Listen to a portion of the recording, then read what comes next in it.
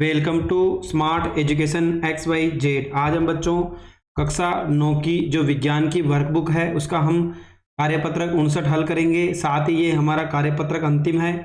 इसके बाद हम जो पक्ष आकलन है उसके बारे में देखेंगे। ये हमारा आज का खत्म होने वाला सेकेंड लास्ट वीडियो है कार्यपत्रक का। उसके बाद एक वीडियो और आएगा। उसके बाद हम जो कक्षा 9 की विज्ञान की वर्कबुक है वो हमारी कंप्लीट हो जाएगी। इसके साथ ही हमने मैथ की जो वर्कबुक थी वो पहले ही हमने ख़त्म कर ली है। साथ ही जो इंग्लिश की वर्कबुक है वो भी हम पहले, उसके वीडियो भी आपको डेली दो वीडियो मिल रहे हैं। आप वो भी डिस्क्रिप्शन में जाके उसका लिंक देख सकते हैं, साथ ही उसको पूरी हल कर सकते हैं। तो बच्चों स्टार्ट करते हैं आज की वीडियो। आज का जो हमारा कार्यपत्रक है वो 59 है। तो बच्चों इसके अंदर जो हमारा टॉपिक रहेगा खाद्य संसाधनों में सुधार, यानी जो चैप्टर नंबर 12 है हमारी बुक का, खाद्य संसाधनों में सुधार। इसके अंदर जो हमारे महत्वपूर्ण बिंदु है फसल उत्पादन एवं प्रबंध। तो बच्चों आज का पहला सवाल है सूक्ष्म पोषक तत्व किसे कहते हैं, उदाहरण दीजिए। यानी हमें बताना है जो सूक्ष्म पोषक तत्व होते हैं वो क्या क्या होते हैं, साथ ही उदाहरण के द्वारा हमें बताना है कि जो सूक्ष्म पोषक तत्व कौन कौन से हैं। तो वे पोषक तत्व जिनकी पौधे को कम मात्रा में आवश्यकता होती है, यानी ऐसे पोषक तत्व जो पौधे की वृद्धि में कम सहायक होते हैं या पौधों को उनकी आवश्यकता बहुत ही कम होती है, वो सूक्ष्म पोषक तत्व कहलाते हैं। उदाहरण की बात करें तो तांबा यानी लोहा हो गया, जस्ता हो गया, तांबा होगा, मोलिब्डेनम हो गया, बोरोन हो गया, मैग्नीज हो गया, क्लोरीन हो गया और निकल आदि। तो बच्चों ऐसे पोषक तत्व जो पौधे की वृद्धि के लिए कम सहायक होते हैं या उनको जिनकी आवश्यकता बहुत ही कम पड़ती है वो सूक्ष्म पोषक तत्व कहलाते हैं। इसके अंदर उदाहरण की बात करें तो लोहे की मात्रा बहुत कम चाहिए, जस्ता बहुत कम, तांबा बहुत कम, मोलिब्डेनम, बोरोन, मैग्नीज, क्लोरीन तथा निकल, इनकी आवश्यकता पौधे को बहुत ही कम पड़ती है, वो सूक्ष्म पोषक तत्व कहलाते हैं।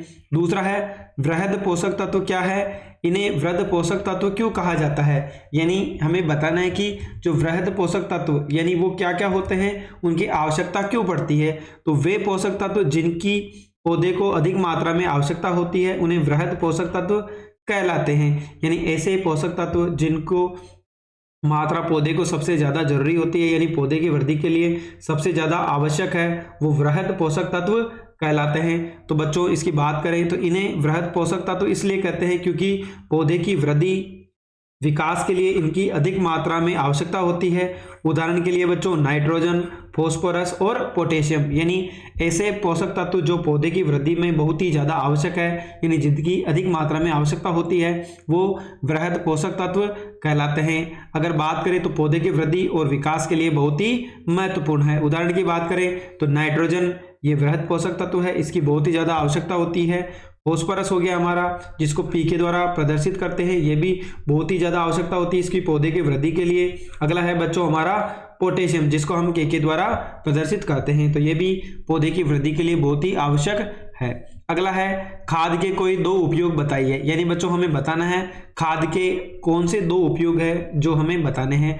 तो खाद मिट्टी की उर्वरता को बढ़ाता है, यानी जो मिट्टी की उर्वरक क्षमता होती है उसको बढ़ाने में सबसे ज़्यादा कौन सहायता करता है बच्चों, खाद करता है। खाद मिट्टी की जल धारण क्षमता में सुधार करता है, यानी मिट्टी की जो पानी को सोखने की क्षमता होती है उसको भी ये बढ़ाता है। तो बच्चों दो हो जाएंगे खाद, एक तो मिट्टी की जो उर्वरक क्षमता होता है उसको बढ़ाता है यानी उसमें वृद्धि करता है, साथ ही जो मिट्टी की जल धारण क्षमता होती है उसमें भी वृद्धि करता है।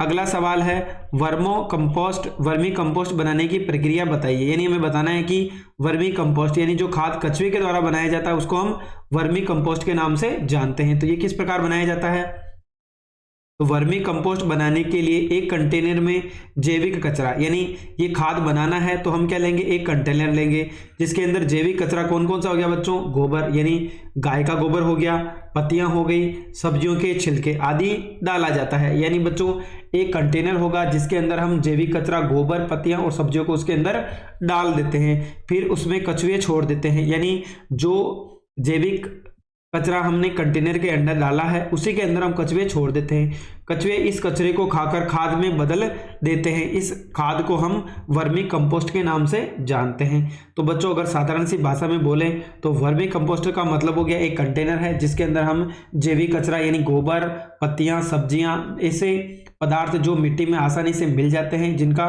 नवीनीकरण हो सकता है, वो हमारे जैविक कचरा हो गया। फिर हम उसी कंटेनर के अंदर जहाँ पे हमने जैविक कचरा डाला है उसमें हम कचरे को छोड़ देते हैं।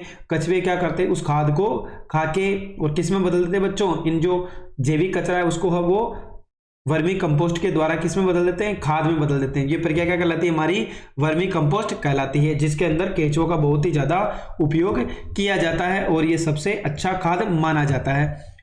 केंचुए को किसान का मित्र क्यों कहा जाता है, तो हमें बताना है जो केंचुआ है उसको हम किसान का मित्र क्यों कहते हैं। तो केंचुए मिट्टी को ढीला करते हैं, यानी जो मिट्टी है उसको ढीला करने का काम करता है, जिससे उसमें हवा का संचार बढ़ता है, यानी मिट्टी जितनी पोली होगी उसमें हवा उतनी ही ज़्यादा चली जाएगी। वे जैविक कचरे को खाद में बदलकर मिट्टी की उर्वरता को बढ़ाते हैं, इसलिए केंचुए को किसान का मित्र माना गया है। यानी जो कछुए होते हैं वो एक तो मिट्टी को पोला करते हैं और साथ ही पोला करने से क्या होगा, जो भी हवा होगी यानी ऑक्सीजन उसमें आसानी से पहुंच जाएगी, और जो जैविक कचरा होता है उसको ये मिट्टी की उर्वरक क्षमता को भी बढ़ाता है। साथ ही कछुए क्या करते हैं, वर्मी कंपोस्ट यानी खाद बनाने का काम भी करते हैं, जो मिट्टी के लिए बहुत ही ज़्यादा उपजाऊ होता है। इसलिए जो कछुए होते हैं उनको किसान का मित्र भी माना गया है। अगला सवाल है, कार्बनिक खेती से प्राप्त उत्पाद अधिक लोकप्रिय क्यों हैं। यानी हमें बताना है जो कार्बनिक खेती होती है उससे जो भी उत्पाद बनाए जाते हैं वो ज़्यादा लोकप्रिय क्यों होते हैं। तो कार्बनिक खेती से प्राप्त उत्पाद अधिक लोकप्रिय है क्योंकि इनमें रासायनिक उर्वरकों और कीटनाशकों का उपयोग नहीं होता है। यानी जो खेती कार्बनिक खेती की जाती है उसके अंदर ना तो हम रासायनिक उर्वरकों का प्रयोग करते हैं, ना ही किसी कीटनाशक का प्रयोग किया जाता है। इसका मतलब ये बिल्कुल ही शुद्ध खेती होती है क्योंकि इनका उपयोग नहीं करते हैं। ये उत्पाद स्वास्थ्य के लिए अधिक सुरक्षित और पर्यावरण के लिए भी अनुकूल होते हैं। यानी अगर हमने रासायनिक उर्वरक और रासायनिक कीटनाशकों का प्रयोग नहीं किया है तो वो मानव के स्वास्थ्य पे कोई भी हानिकारक प्रभाव नहीं रखते हैं। तो ये क्या हो जाएगा, हमारे स्वास्थ्य के लिए सुरक्षित और जो हमारा पर्यावरण है उसको भी बनाए रखते हैं, यानी उस पर कोई भी हानिकारक प्रभाव नहीं डालते हैं। इसलिए कार्बनिक खेती को अच्छा माना गया है। अगला है, खाद्य संग्रहण में जैव कीटनाशकों के उदाहरण लिखिए। यानी हमें बताना है खाद्य संग्रहण में कीटनाशक का क्या क्या उपयोग है, वो क्या क्या क्या काम आते हैं, उनके उदाहरण देके हमें बताना है। तो बच्चों खाद्य संग्रहण में जैव कीटनाशकों के कुछ उदाहरण है, कौन कौन से हो गए, नीम हो गया, दूसरा हमारा लहसुन हो गया, मिर्च हो गया, अदरक और हल्दी। ये पांचों किसके उदाहरण हो गए बच्चों, हमारे खाद्य संग्रहण के उदाहरण हो गए। यानी हम इनको कीटनाशकों से कैसे बचा सकते हैं, यानी अगर हम इन चीज़ों का उपयोग करें तो हम बच्चों जो भी हमारे खाद्य संग्रहण के पदार्थ हैं उनको हम आसानी से बचा सकते हैं। तो बच्चों ये हमारा आज का जो कार्यपत्रक 59 था, यानी जो कक्षा 9 की विज्ञान की वर्कबुक है उसका ये अंतिम कार्यपत्रक था। अब हम पश्च आकलन है एक और वीडियो के द्वारा उसको भी हल करने का प्रयास करेंगे।